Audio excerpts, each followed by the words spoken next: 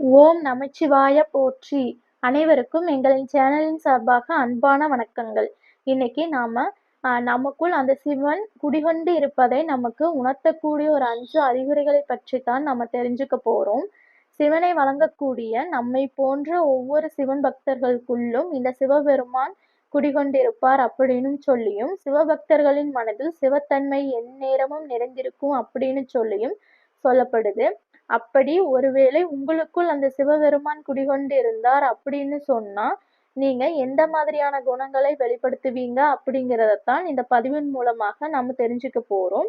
அதனால நண்பர்களே, நீங்க ஒரு சிவன் பக்தர்களாக இருந்தீங்கன்னா, இந்த பதிவை ஸ்கிப் பண்ணாமல் கடைசி வரைக்கும் முழுமையாக பாருங்கள். அது கூடவே உங்களுக்கு அந்த ஈசனை ரொம்ப பிடிக்கும் அப்படின்னா, கீழே கமெண்ட் பாக்ஸ்லயும் நமச்சிவாய போற்றி அப்படின்னு சொல்லி கமெண்ட் பண்ணுங்க. அது கூடவே வீடியோக்குள்ள போறதுக்கு முன்னாடி பதிவு உங்களுக்கு பிடிச்சிருந்துச்சுன்னா லைக் பண்ணிட்டு நம்மளோட சேனலை சப்ஸ்கிரைப் பண்ணி சப்போர்ட் பண்ணுங்க. வாங்க இப்ப பதிவுக்குள்ள போகலாம். நண்பர்களே, நம்ம தமிழ் சித்தர்கள் ஒருவருமான சிவ சித்தருமான திருமூலர் சித்தர் ஐயா சிவனை பற்றி என்ன சொல்லியிருக்கார் அப்படின்னா, அன்பும் சிவனும் வேறு வேறு என்பார் அறிவிலார், அன்பே சிவம் ஆவதை யாரும் அறிவிலார், அன்பும் சிவனும் ஒன்று என்பதை யாரும் அறிந்தபின் அன்பே சிவமாய் அமர்ந்திருந்தார் அப்படின்னு சொல்லி திருமூலர் ஐயாவே சொல்லியிருக்காரு. இதிலிருந்து நமக்கு தெரியக்கூடிய வினயம் என்னன்னா, ஒரு நபர் அன்பில் அதிகமாக ஈடுபட்டு இருக்கிறார் அப்படின்னா அந்த நபர் சிவன் தன்மையால் நிறைந்து இருப்பார் அப்படின்னு சொல்லி சொல்லப்படுது. அதனாலதான் நம் முன்னோர்கள் எப்போதுமே சொல்லுவாங்க, கருணையின் மறுவடிவம் அப்படின்னா அது அந்த ஈசன் அப்படின்னு சொல்லி. அதனால தான் நண்பர்களே, அனுதினமும் சிவனையே தியானித்து இருந்து சிவனே கதி அப்படின்னு சொல்லி வாழக்கூடிய ஒவ்வொரு சிவபக்தர்களின் வாழ்விலும் அந்த சிவத்தன்மை நிறைந்திருக்கும் அப்படின்னு சொல்லியும், அவர்களுடைய இல்லத்தில் சிவபெருமான் குடிகொண்டிருப்பார் அப்படின்னு சொல்லியும் சொல்லப்படுது. அப்படி உங்களது உள்ளத்தில் அந்த சிவன் குடிகொண்டே இருப்பார் அப்படின்னா, நீங்க வெளிப்படுத்தக்கூடிய குணங்கள் எல்லாமே தெய்வீக குணங்கள் ஆக இருக்கும் அப்படின்னு சொல்லி சொல்லப்படுது.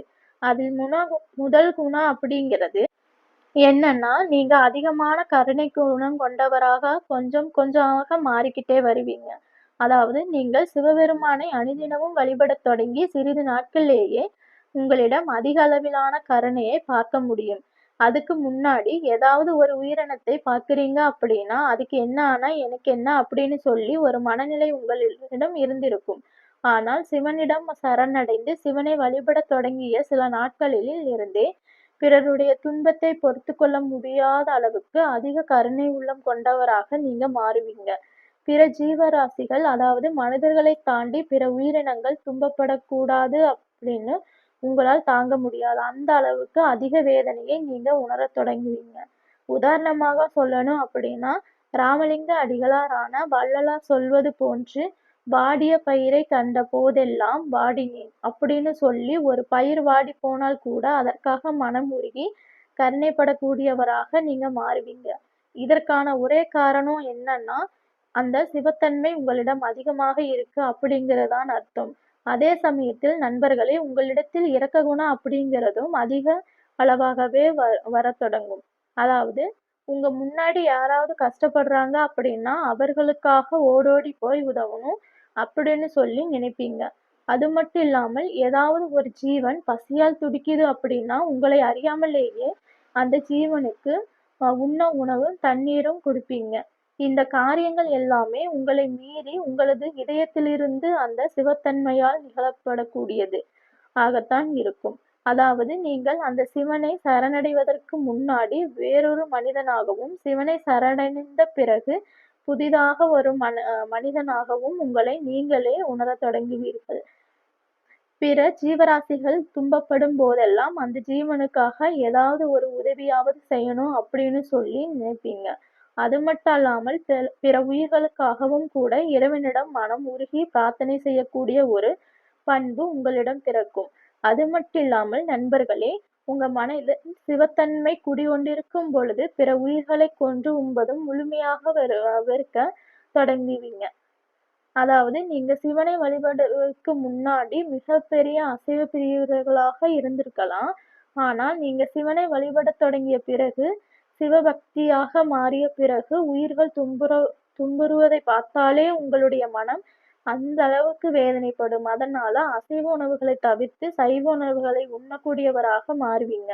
அது மட்டும் அல்லாமல் நீங்க இந்த இயற்கையின் மீது அதிகப்படியான ஈடுபாட்டையும், அன்பினையும், நேசத்தினையும் வெளிப்படுத்தத் தொடங்குவீங்க.